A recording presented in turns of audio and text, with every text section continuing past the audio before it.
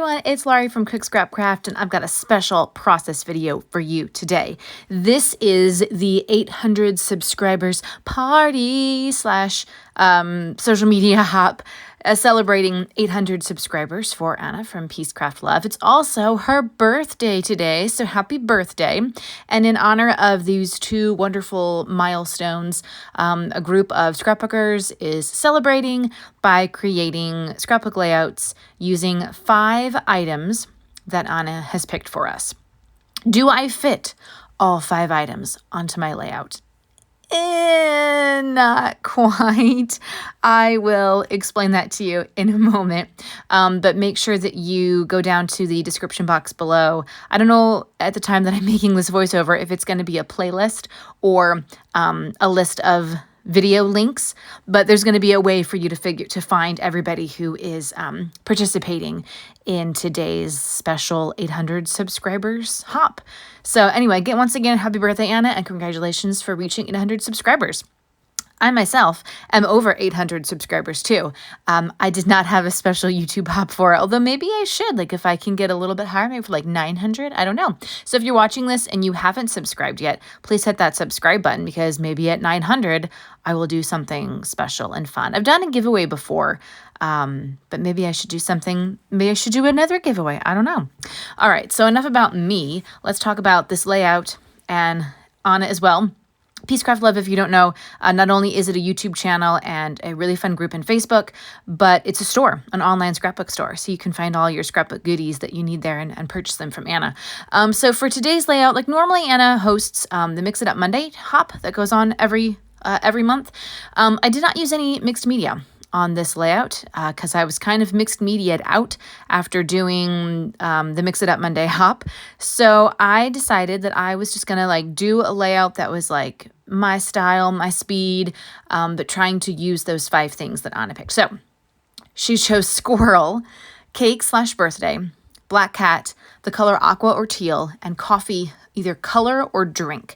So on my layout, I've got a coffee cup that I'm gonna use. It's Simple Stories Good Stuff embellishment. And I've got the color teal. Yeah, that's there. Instead, I didn't think it was a cake, but I did have like an ice cream cone, triple scoop. I can't talk. Blah, blah, blah, triple scoop ice cream cone. Again, from the Simple Stories Good Stuff collection. So I was like, cake, ice cream, that's it goes together. It's same thing. So I got those 2. I have what I'm pretty sure is supposed to be a kid dressed as a fox embellishment from the Keep It Simple, what was it, like Hello Adventure collection or something. Anyway, it doesn't matter. So that's what I'm going to use as the squirrel. I know they're not even in the same animal family, but whatever.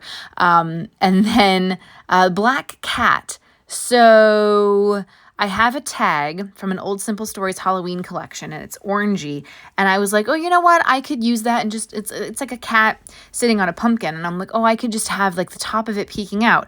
And then you'll see that I use the tag in a way that covers up the cat, but I'm still going to count it because the cat is still there. It's just covered up a little bit. So anyway, what am I doing here? I have 3 photos. They are photos of my daughter. She did a 5K this summer, and we split it up and walked 1 mile at a time. So it took us 3 days to do it.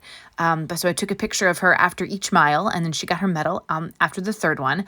So something that I'd wanted to do was to basically use these blank white tags that I had purchased at Michael's as part of a past Best of Both Worlds kit, and use them to house the photo. And you could do it where the photo does not take up the whole tag. I cut my photos to the same tag size, and then I used my Crocodile to punch the hole through. But you could do it where the photos are like smaller. I couldn't really get the sizing right for these tags, but you could do like a 2x3 photo and then use the tag as matting behind it.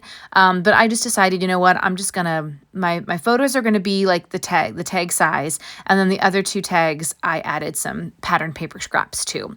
The background paper is all rainbow, and it is from a Recollections paper pad that I got at Michael's a couple months ago. A lot of the other pattern paper is from the Keep It Simple collection that I purchased at the Stamp and Scrapbook Expo. I just love it. So yeah, I'm just trying to like use up some leftover bits and pieces from that September kit that I put together when I purchased everything at the Stamp and Scrapbook Expo. So that's kind of where everything here is coming from. I'm just inking the edges of all the pattern papers, even though I actually end up not using all the pieces that I pulled. You can see I've got like a whole bunch of other embellishments off to the side there too. Before I even got started with this, I just pulled like everything that I thought I might use, everything that I thought might go with these photos, and then obviously trying to get things that fit with the Pick 5 challenge part of this. But I don't use everything, and that's fine. So I'll just use them on another layout. No big deal. So the bottom, it says Adventure Maker. And I decided that that's going to be my title, even though my embellishments down there do kind of cover up the word maker, but I'm not going to worry about that too much. Since it's just such like a big word thing, I felt like I don't really need to add a title anywhere else. The journaling will tell the rest of the story. And this is kind of like where it was an adventure. It was something new. She'd never done anything like this before, and got us out of the house in the morning and was good exercise for both of us. So we had a nice little adventure. Yeah. And then I'm adding to it that little fox / squirrel child, the coffee cup that says yes, because we're excited that we completed this 5K together. And then there was from the Simple Stories, some sort of, I don't know, this was a school collection. There's a Converse sneaker against a teal background. So that was one of the cut aparts from that. And that was from my September Best of Both Worlds kit, I think too. There's the cat. I'm like, oh, I was going to put the cat down at the bottom, but then I was like, no, I want the shoe to be there. So then I thought maybe I can have like an embellishment cluster peeking out from behind the photos, but I decided not to put a larger piece of pattern paper behind these tags. So trying to like make anything peek out from behind these tags just didn't really look right. So I'm going to add another pattern paper strip at the very top, and then have that orange tag peek out from the bottom, peek out from the bottom of the top paper strip. But that means that like the cat's not going to show, because otherwise the cat would be upside down, and that is just weird. Sorry cat, sorry kitty, you're hidden behind that pattern paper strip, but it's going to be fine. And yeah, I think it still counts. Not that we're not trying to win anything if we get all 5 things. At least I don't think so. If there was a giveaway, I think I would have liked to know that. Maybe I'm still in the running. I don't know. Anywho, so here I'm just tucking that underneath after inking all the edges of everything. I'm also putting on top something from the Keep It Simple collection that says Find Your Wild Side. I just kind of liked the way that banner looked. In terms, I will cut that top of the tag off, but I had some other embellishments and things, like the photos weren't adhered down at the time, so I'm going to go back and do that toward the end. Now I'm adding some embellishments to those pattern paper tags. And I took the white tags and I cover them up totally. Could I have just taken the photos and the pattern paper and just cut them into the same shape as the white tags, but not backed them with the white tags? Yes. I do kind of like having them backed with the white tags though, because it let me get the punched circles at the top all uniform. And it also I felt it made the photos a little sturdier. I printed them from Shutterfly. They're glossy photos, and I just feel like the printer paper is, I don't know, it's kind of gone down in quality. It feels very thin. So I liked having just like that extra something to back those photos with. And I strung the banners or the tags through with white and yellow twine that I got from the Dollar Tree, I guess last year. Oh, wow. And I'm going to take the ends of that twine and I will tuck it behind on the other side of the paper. I like to stick the ends of my twine down with cheap washi tape, which I also got from the Dollar Tree, because like staples, you could staple, but then you've got a staple in your page, and if that's not the look you're going for, then that's not what you want.